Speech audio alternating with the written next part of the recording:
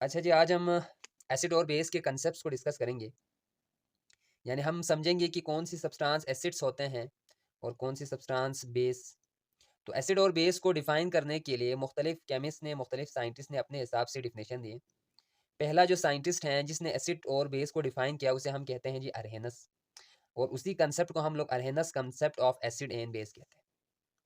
अरहेनस acid की definition कुछ इस तरीके से करते हैं। अरहेनस कहते हैं कि वो तमाम सब्सटेंस जिसको पानी में ऐड करने से, या कहें जिसकी इक्वस सॉल्यूशन बनाने से, अगर वो हाइड्रोजन आयन दे, नतीजे में अगर वो हाइड्रोजन आयन दें, तो ऐसे सब्सटेंस एसिड कहलाएंगे।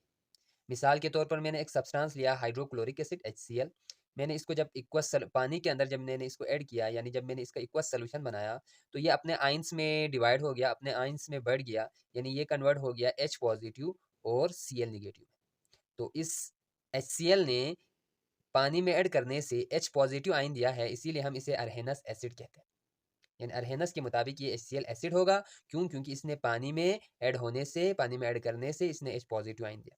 इसी तरीके से HNO3 जो नाइट्रिक एसिड है, इसको भी जब हम पानी में ऐड करते हैं तो ये भी पॉजिटिव आयन दे रहा है, H पॉजिटिव आयन। देखना है कि H पॉजिटिव दे रहा है या नहीं दे रहा है, बाकी निगेटिव में कुछ भी हो सकते हैं। तो आप ज़रा देखें तो इस HNO3 को भी जब हमने पानी में ऐड किया, तो उसने भी नतीजे में H पॉजिटिव आयन दिया। इसीलिए इस सब्सटेंस को भी हम अरहेनस एसिड कहेंगे। इसी तरीके से H2SO4 को भी जब हमने पानी में ऐड किया, तो नतीजे में इसने भी हाइड्रोजन आयन दिया, इसीलिए ये भी एसिड कहलाएंगे। इसी तरीके से HCl एसिड होगा, HNO3, H2SO4। चूंकि ये तमाम सब्सटेंस पानी में ऐड करने से, इक्वस सॉल्यूशन बनाने से हाइड्रोजन आयन दे रहा है, तो इसीलिए इन सब्सटेंस को हम अरहेनस एसिड कहेंगे।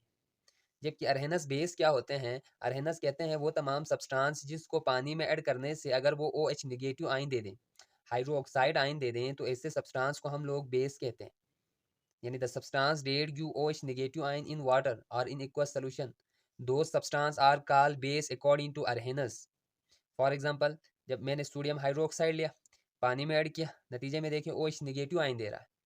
पॉजिटिव में जो भी दें, आपने देखना है कि आयन आया H पॉजिटिव दे रहा है या OH निगेटिव। अगर H पॉजिटिव दे रहा हो, समझो एसिड है अरहेनस के मुताबिक।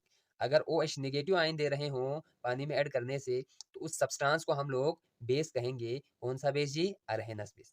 इसी तरीके से जब मैंने पोटेशियम हाइड्रोक्साइड को पानी में ऐड किया, तो उसने भी नतीजे में OH नेगेटिव आयन दिया, इसीलिए इस सब्सटेंस को भी, इसके OH को भी हम अरहेनस बेस कहेंगे। यानी NaOH, KOH, इसके अलावा कैल्शियम हाइड्रोक्साइड, इनको भी पानी में ऐड करने से OH नेगेटिव आयन देते हैं। मैग्नीशियम हाइड्रोक्साइड, इसको भी पानी में ऐड करने से, इक्वस सॉल्यूशन बनाने से, ये भी OH नेगेटिव आयन देता है। इसीलिए ये जो तमाम सब्सटेंस है वो अरहेनस के मुताबिक बेस होंगे। तो ये था जी डिफिनेशन अरहेनस और अरहेनस एसिड और बेस का।